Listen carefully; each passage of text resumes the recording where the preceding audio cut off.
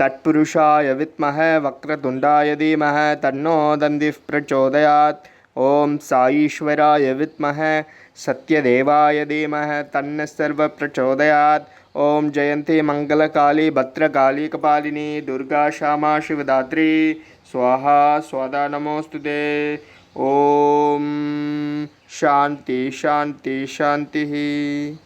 Sairam Lin, Sairam from Malaysia. Sairam Sharma, Sairam from New Zealand. Thank you, Bhagwan, for allowing Sharma and I to spread your wisdom. And we welcome all of our listeners, as always. Loving Sairam to all. Heart to heart, we like to speak of Swami's wisdom and his words, and we are always, Sharma and I, wish to broadcast as much direct communication from Swami's teachings as we possibly can. We utilize his books, Sathya Sai Speaks. We use his discourses wherever we can. Today's topic is the tears of the Russian devotees.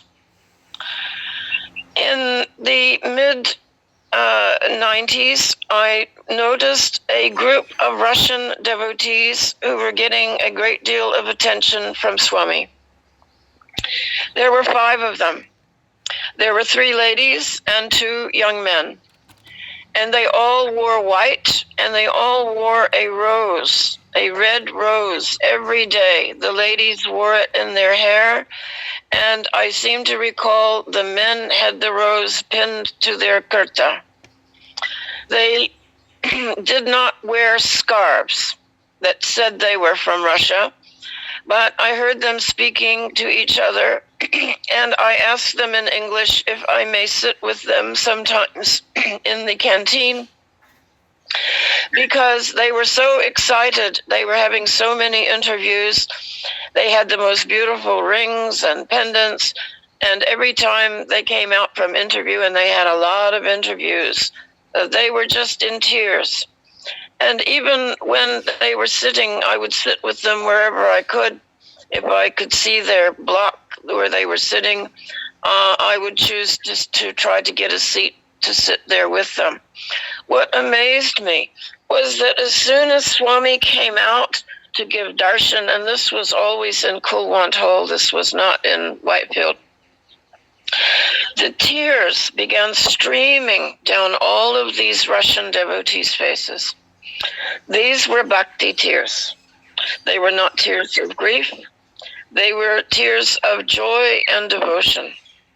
And for all of us who saw Swami come out, this would happen. He would say that the tears, the bhakti tears, come from the outside of the eye, whereas the tears from grief and sorrow flow from the inside of the eye, the part of the eye that is closest to the nose. And sometimes Swami would walk past you, and you weren't even aware that your face was wet with tears until he had passed. There was something about his presence that just automatically drew the tears out. You didn't even realize it until you felt, why is my face so wet?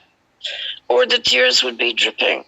Then you really noticed it there, splashing down onto your clothes. And this is how it was with these Russians. I never saw so many bhakti tears in my life, and all 5 of them would be shedding these tears.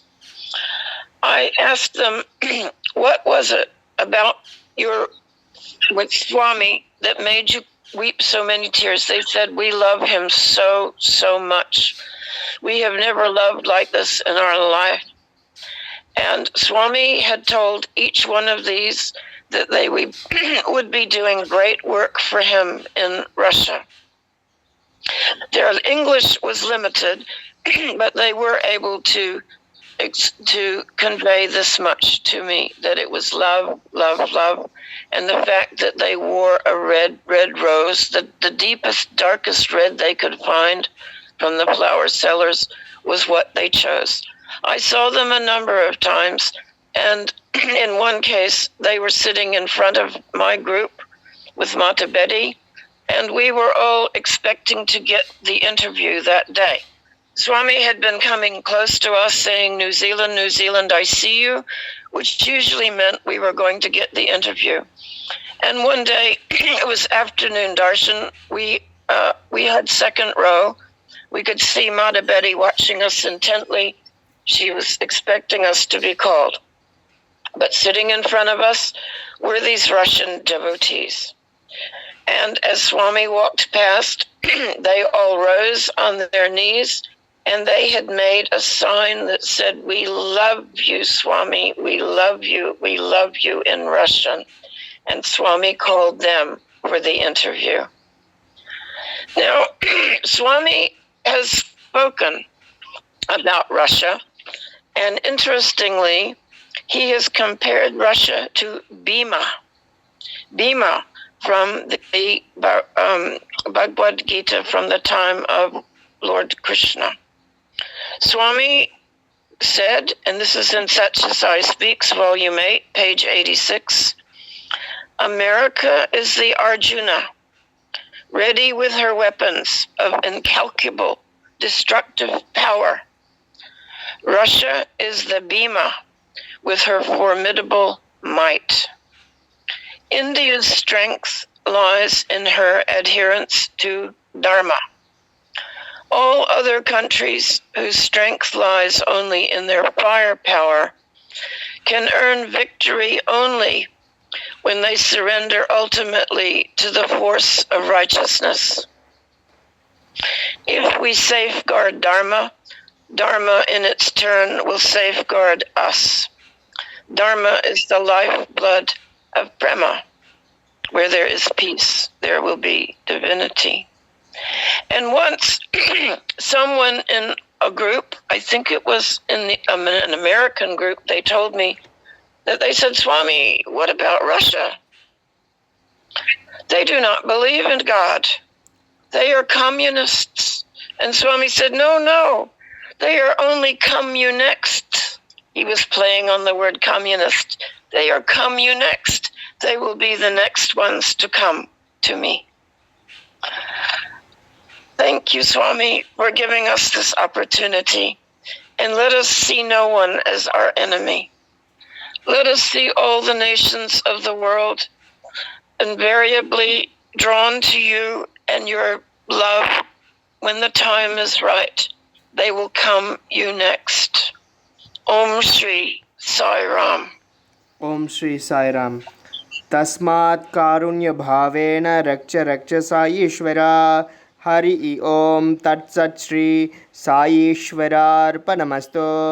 Om Shanti Shanti Shanti.